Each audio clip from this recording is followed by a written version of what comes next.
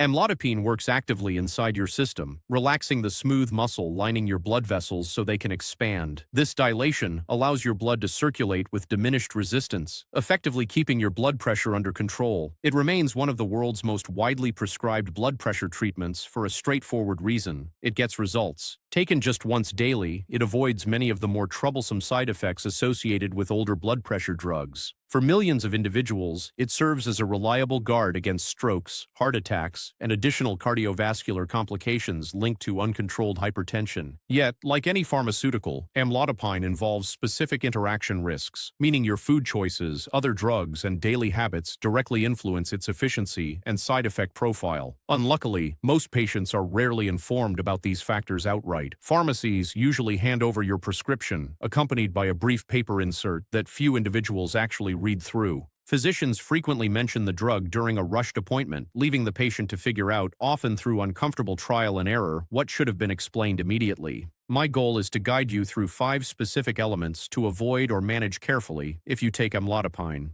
This guidance is not meant to trigger panic or make you fear your treatment, but to empower you to take it as safely and effectively as possible. As Dr. Cynthia Admi, I want to share the exact practical insights every amlodipine user deserves to know. Before diving into the 5 specific warnings, let us first cover the core basics of how amlodipine functions, since understanding its mechanism makes these precautions clear. Amlodipine belongs to a drug class recognized as calcium channel blockers. It operates by blocking calcium from entering the smooth muscle cells that line your blood vessel walls. Deprived of that calcium signal, the smooth muscle naturally relaxes, your blood vessels expand, and blood circulates much more easily. As a direct result, your blood pressure lowers. This distinct approach sets it apart from how other blood pressure drugs operate, generating a different overall effect profile. For instance, amlodipine rarely causes the dry cough often triggered by ACE inhibitors. It avoids the persistent fatigue or reduced exercise tolerance common with beta blockers. Furthermore, it skips the metabolic alterations that thiazide diuretics frequently produce. For many individuals, particularly older adults, it stands out as one of the better tolerated blood pressure therapies available. Nevertheless, amlodipine causes distinct systemic responses that require attention. The vessel relaxation it induces affects blood vessels throughout your entire body, not just those regulating your blood pressure. This action can trigger fluid accumulation in your ankles and lower legs. It can also contribute to sudden lightheadedness when you stand up too quickly. Because it interacts specifically with certain external substances, these physical responses form the foundation of the key precautions I want to highlight. The primary thing to avoid is grapefruit, along with grapefruit juice. This represents one of the most critical yet frequently ignored precautions when using amlodipine, and the biological reason behind it is clear.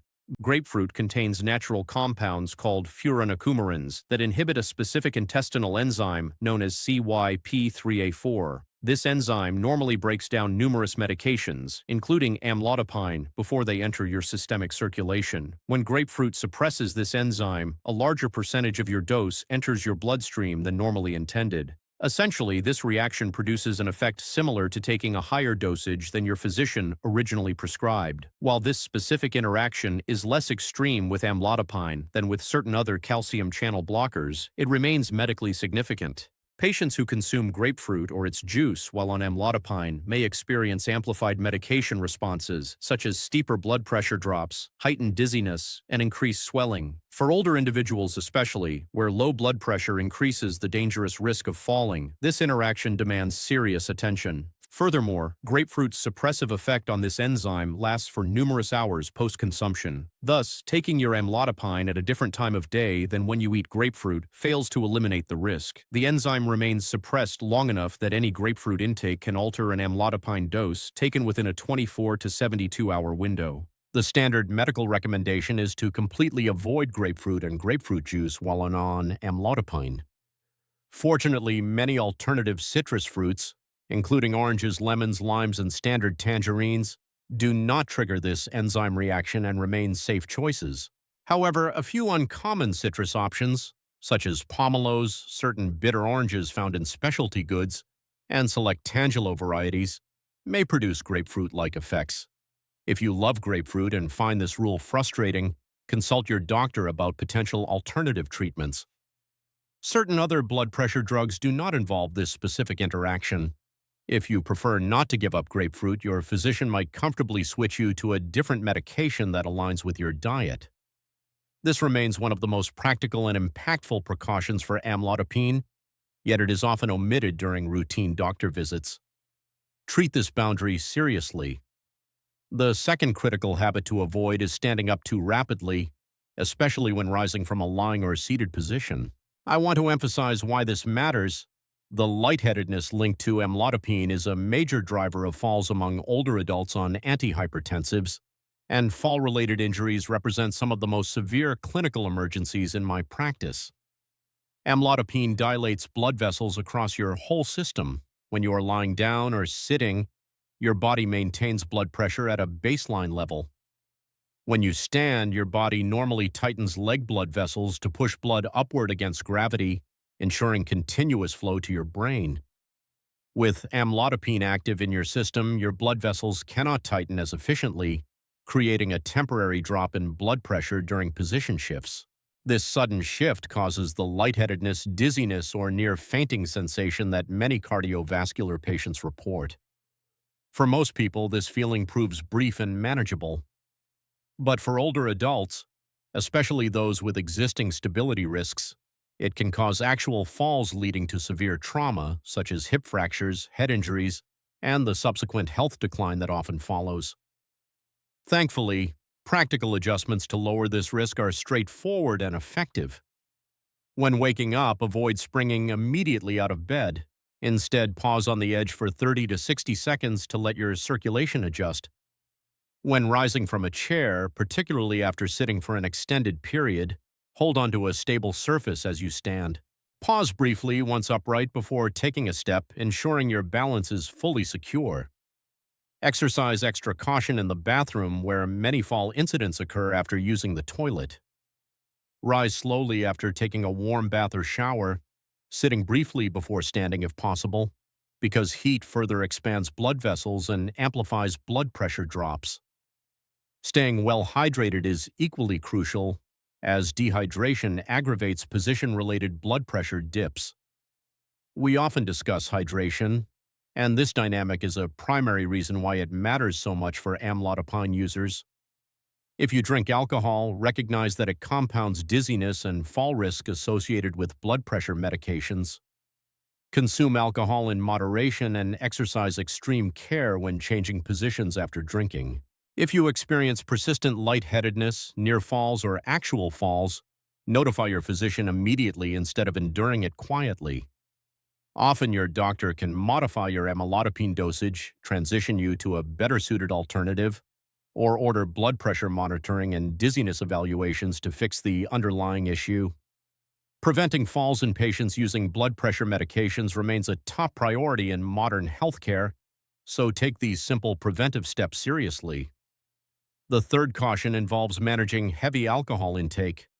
I want to discuss this carefully, as the goal is not to demand total abstinence from alcohol while taking amlodipine.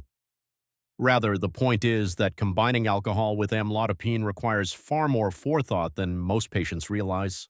Alcohol impacts your cardiovascular system through several mechanisms that directly interfere with amlodipine's actions. In the short term, alcohol can lower blood pressure further, compounding your medication strength and increasing the dizziness and fall risks mentioned earlier. It also dehydrates your body, worsening positional blood pressure drops. Furthermore, alcohol directly impairs balance and motor coordination, adding independent fall risks regardless of your blood pressure numbers. Conversely, long-term excessive drinking chronically elevates blood pressure, directly working against what your daily medication attempts to achieve. Patients who drink heavily while taking antihypertensives usually struggle far more to control their blood pressure than those consuming minimal alcohol. The best approach is moderate intake. For most patients, moderate alcohol use, defined as up to 1 drink daily for women and up to 2 for men, is generally safe alongside amlodipine. Excessive drinking creates compounded physiological stresses that disrupt your medication safety.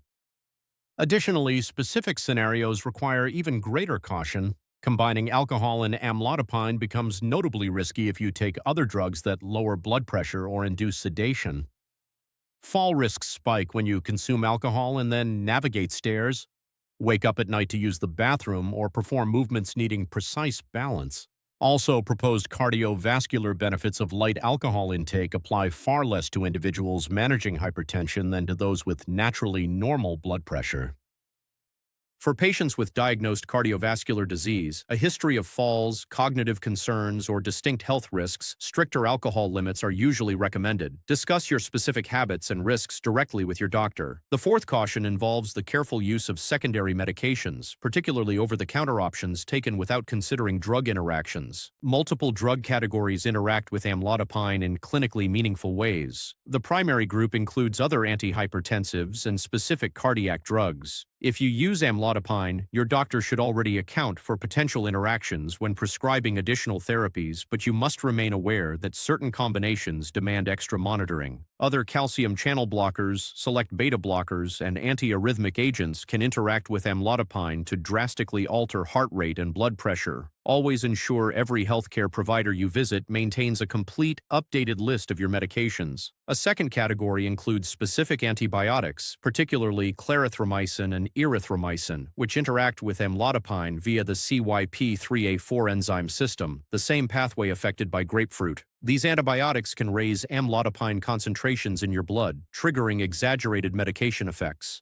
If prescribed these antibiotics, confirm your provider knows you take amlodipine and report any sudden dizziness or leg swelling during your antibiotic course. A third category involves antifungal drugs like ketoconazole and itraconazole, which produce similar enzyme-inhibiting responses. A fourth category covers common over-the-counter pain relievers, specifically NSAIDs like ibuprofen and naproxen. While NSAIDs do not alter amlodipine blood levels like grapefruit or antibiotics do, they naturally elevate blood pressure, counteracting amlodipine's benefits. Regular NSAID use can significantly undermine your blood pressure control, even when taking your prescription correctly. If you rely on NSAIDs regularly for chronic pain, consult your physician about safer alternative pain management options. A fifth category involves cold and sinus remedies containing decongestants such as pseudoephedrine or phenylephrine. These ingredients directly constrict blood vessels and raise blood pressure, disrupting your control.